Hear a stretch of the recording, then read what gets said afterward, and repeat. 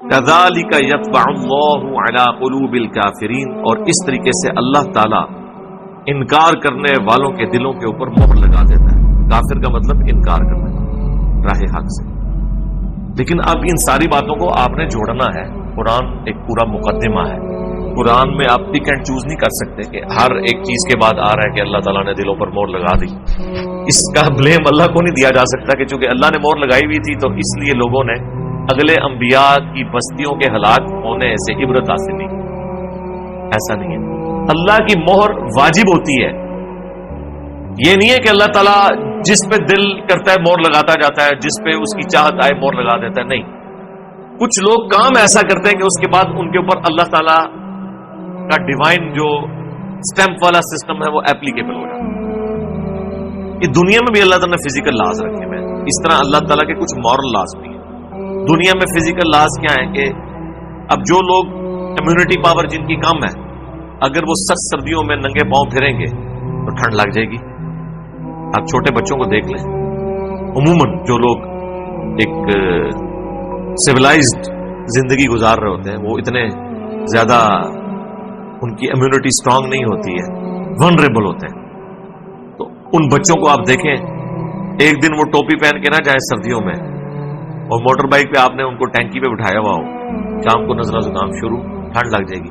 یہ اللہ تعالیٰ کا ایک ڈیوائن رول ہے۔ دنیا میں جس طرح فزیکل لاز ہے اس طرح روحانی لاز بھی ہے، اور وہ اللہ تعالیٰ نے سورۃ الانعام کی آیت نمبر 110 میں بیان کیا ہے، جو میری ویڈیو بھی ریکارڈ ہوئی تھی کہ اتنے بڑے بڑے علماء حق بات کیوں نہیں کی۔ اس کا پھر کلپ بھی ہم نے ایک اپلوڈ کیا تھا، قرآن کی تعریف کرنے والا ایک بریلوی مفتی، وہ اسی کانٹیکسٹ میں میں نے بیان کیا تھا۔ یہ لوگ قرآن کی آیات آدھی لکھ کے اپنا لقمہ ان کے منہ میں ڈال دیتے ہیں، وہ جان بوجھ کے کر رہے ہوتے ہیں، کیونکہ ان کا گیئر الٹا لگ جاتا ہے۔ جب گیئر الٹا لگ جاتا ہے تو پھر یہ حق بات سے اناد کرتے ہیں اور باطل بات کو قبول کرتے ہیں، اور اپنے زوم میں یہ سمجھ رہے ہوتے ہیں ہم دین کی خدمت کر رہے ہیں۔ یہی کچھ مذہبی پیشوا کرتے ہیں اور یہی کفار کرتے ہیں۔ اس میں اللہ تعالیٰ نے فرمایا تھا سورہ الانعام کی آیت نمبر 110 میں کہ اللہ تعالیٰ ان کے دلوں کو اور ان کی آنکھوں کو پھیر دیتا ہے حق بات سے، بالکل ویسے ہی جیسا کہ جب پہلی دفعہ ان پر حق کھل گیا تھا تو انہوں نے حق سے اناد کیا۔ یہ آیت میں نے اتنی دفعہ، میرا خیال ہے قرآن حکیم میں سورۃ الانعام کی جو یہ آیت ہے، جو پارہ نمبر 7 کی آخری آیت ہے 110،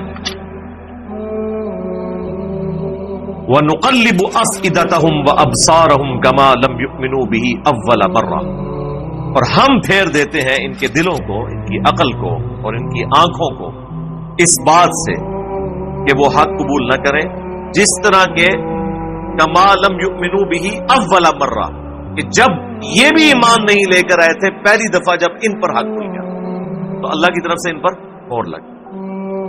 وَنَذَرُهُمْ فِي طُغْيَانِهِمْ يَعْمَهُونَ، اور پھر ہم انہیں کھلا چھوڑ دیتے ہیں ان کی گمراہی میں کہ یہ بھٹکتے پھریں۔ اور پھر وہ گمراہی کا لیول کیا ہے؟ توبہ توبہ۔ وَلَوْ أَنَّنَا نَزَّلْنَا إِلَيْهِمُ الْمَلَائِكَةَ، اب اگر ان کے اوپر فرشتے بھی نازل ہو جائیں، وَكَلَّمَهُمُ الْمَوْتَى، اور مردے قبروں سے نکل کے ان سے باتیں کرنا شروع کر دیں کہ بھئی ہم تو مر کے عذاب میں ہیں، تم لوگ جو ہے نا اپنی آخرت ٹھیک کر لو، میرے خیال ہے اس کے بعد تو کوئی گنجائش نہیں رہتی۔ لیکن جب اللہ تعالیٰ نے کسی کے اوپر مہر لگا دی ہو نا، اچھا آپ سوچ رہے ہوں گے کہ اس کے اوپر وہ کیا کریں گے؟ اگر ابو لہب جو ہے وہ قبر سے نکل کے اپنی اولاد کو کہے کہ میں عذاب میں ہوں، تو عقل کا تو تقاضا یہ ہے کہ وہ ایمان لے آئیں۔ اس کا بھی جواب اللہ تعالیٰ نے سورۃ الانعام میں سورۃ الحجر میں دیا ہے کہ جب ہم آسمان سے ان کے سامنے کوئی فرشتہ نازل کریں نا، اور کتاب وہ آسمان سے لے کر نازل ہو، تو اس کا جواب یہ دیں گے ہماری آنکھوں پہ جادو کر دیا اس نے، یہ ایسا نہیں ہے جیسا کہ نظر آ رہا ہے، یہ ہوگا۔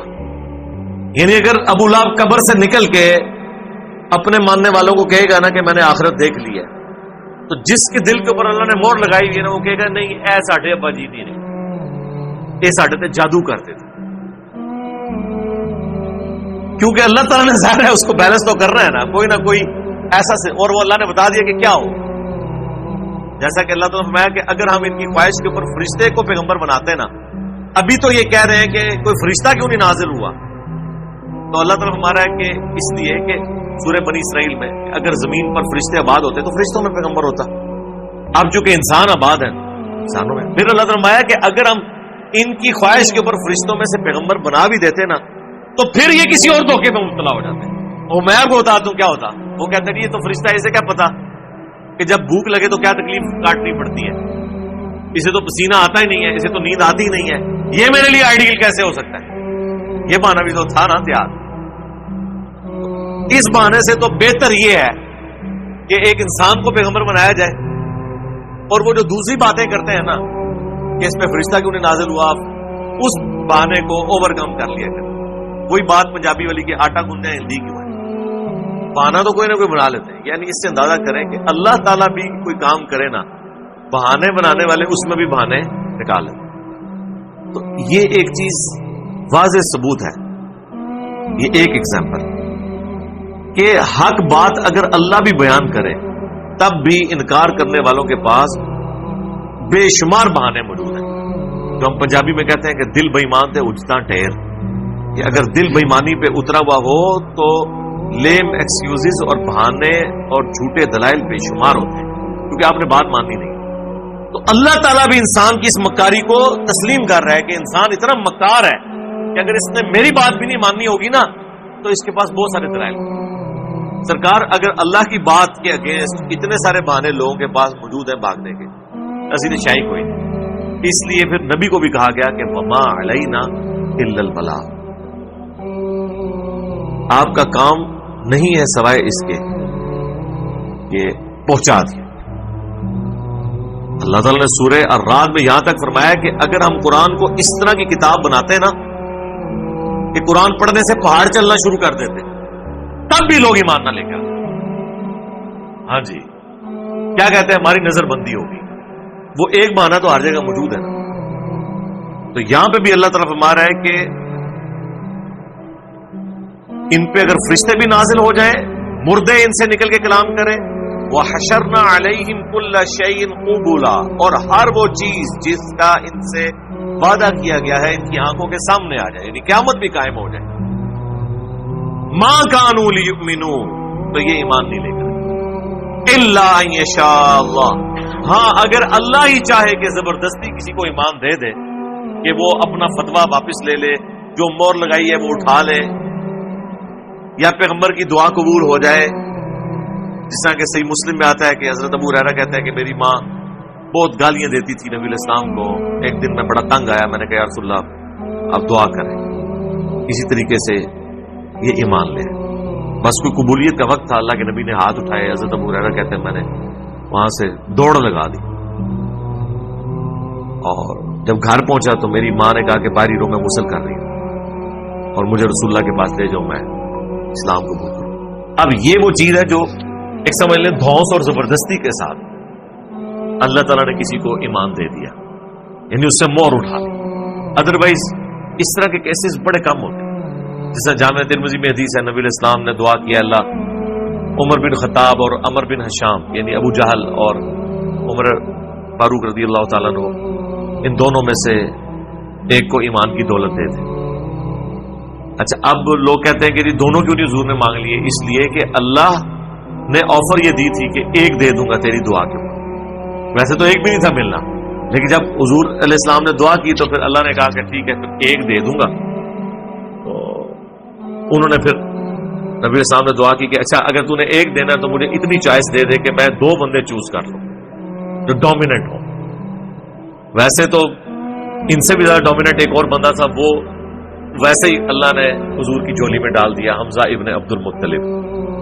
کیونکہ یہ وہ طاقتور لوگ تھے کہ نبی علیہ السلام دنیاوی طور پہ چاہتے تھے کہ ڈومیننٹ لوگ میرے ساتھ اٹیچ ہوں، تو ایٹ لیسٹ جو کمزور ہمارے پسا ہوا طبقہ ہے اہل ایمان کا، انہیں کوئی تکلیف نہ پہنچائے.